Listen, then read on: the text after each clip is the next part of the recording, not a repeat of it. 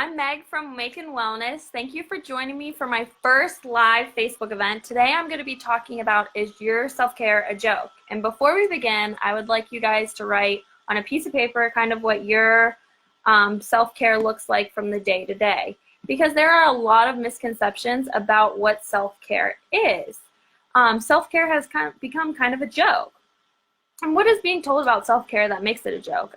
This Facebook Live will help you think about if your self-care routine benefits your mental health or if it's a joke. So a little about self-care. It is defined as routines and activities we practice that benefit an individual's mental, physical, and spiritual health. Self-care helps you manage and prevent stress and exhaustion in ways that benefit your overall mental health. Some self-care can include learning something new, breathing exercises, physical exercises, being creative, setting a routine, and every once in a while a self-indulgence like getting a massage. Now we can develop self-care plans because you got to nourish to flourish, right?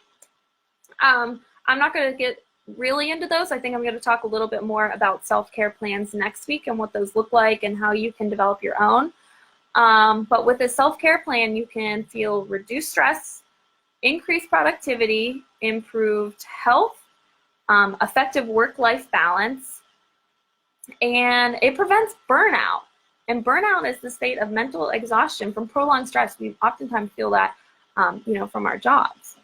Now on to self-indulgence. Treat yourself. But self-indulgence is super, super, super important to know the difference between self-care and self-indulgence. Self-indulgence is characterized by the avoidance of the effortful and substitution of quick and easy antidotes. In other words, we use self-care to justify self-indulgence. Self-indulgence is only temporarily relieves our stress. And a lot of what self-indulgence can look like is food consumption, binge watching, television, excessive video gaming, extended social media and technology time, shopping, and drugs and alcohol.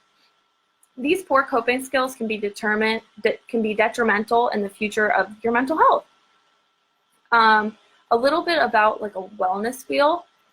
If you go into your search engines, you'll find all kinds of wellness wheels, and some of them are super elaborate, and I'm like KISS, keep it simple, stupid. I like to think of my self-care in 3 domains: the physical health, mental health, and spiritual health. And so for physical health, it's not just about working out and exercising.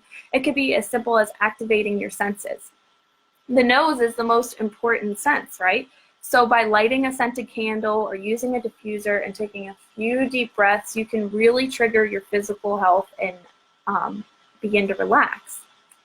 Our sleep schedule is so important for our physical health. I know that should be on everybody's list. It is something most people struggle with, 8 to 10 hours. That seems like so much, but I know we can all strive to do better with our sleep schedules. I know that's on my list because I'm not perfect either. Another way for physical health is being creative, crafting, and art.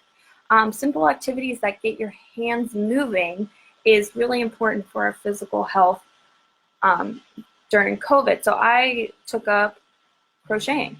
I just do it for like 10 to 15 minutes a day, and it gets my hands moving and it relaxes me, and that activates my physical health. And being balanced in eating and drinking. I know our amazing nutritionist Laura, she did another Facebook Live about self-care and nutrition. So if you have any questions, please reach out to her and she'll get back to you. For mental health, talk therapy. Obviously, I'm biased. Everybody should come to Makin Health and meet our amazing team. But talk therapy really helps for your mental health. That's proven. Other ways for mental health are support system, reaching out to friends and family to talk to them. It's super important to have support systems in place. Other ways is journaling. A super underrated one is educating yourself in your interests. During quarantine, we're really stuck finding interests that don't involve socialization, which is really difficult for a lot of people. So taking up things like fishing, not just going out and fishing, but, you know, watching a documentary on fishing, reading a book on fishing, listening to a podcast. That's really helpful to your mental health. And last but not least, my favorite, acts of service. Acts of service can go a really long way for your mental health and make you feel really great about yourself and what you're doing. It could be as simple as checking in on an elderly neighbor during COVID. I frequently write letters to my local elderly community center and just let them know that I'm staying in for them. How are they doing? They can write back to me. Just simple things like that. It really goes a long way. I'd love to hear what you guys do about your acts of service. And spiritual health. Spiritual health does not mean just religion. Spiritual health involves taking care of your soul. The soul involves connecting purpose and meaning to our lives, because we're all searching, you know, man's search for meaning. Self-care is required to balance your inner emotions with the stressors of life. And some of your spiritual care can look like meditation, yoga, prayer, expressions of gratitude. I mean, I take daily 10 to 15-minute walks. I do my happy crappies. It's really easy to, you know, go down the rabbit hole with all your crappies going on in your life right now. And so I really push myself to think about what I'm grateful for in this moment. What is my happy?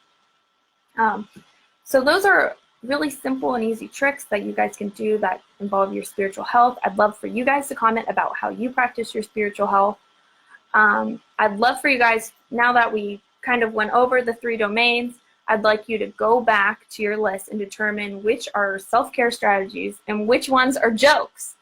And if you or someone you know needs help finding balance in their self-care or needs guidance in developing a self-care plan, like I said, I might talk about that a little bit more next week.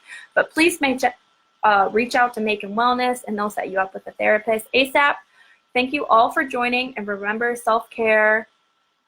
And remember, if self-care was easy, it'd be a joke.